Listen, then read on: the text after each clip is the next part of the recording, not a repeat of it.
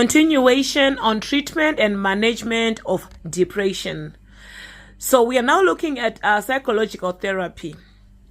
The cognitive behavioral therapy, it helps identify unhelpful thinking patterns and behaviors and develop healthier ones.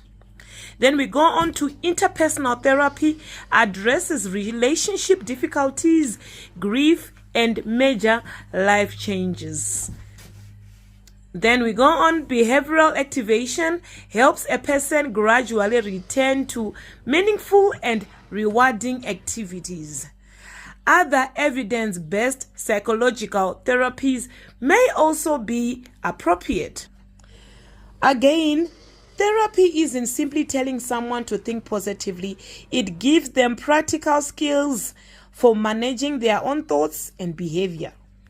Then on medication, for moderate to severe depression, antidepressant medication may be recommended, sometimes together with psychological therapy.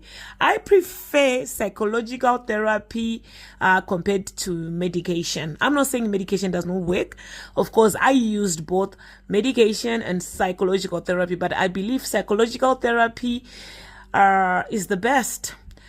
Commonly prescribed antidepressants include SSRIs and other classes of antidepressants. Medication should be prescribed and monitored by an appropriate health care professional.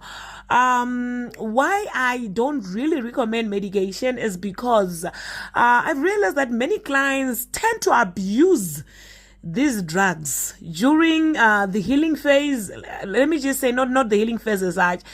When these drugs are prescribed, when someone is suffering a severe depression, they tend to abuse drugs.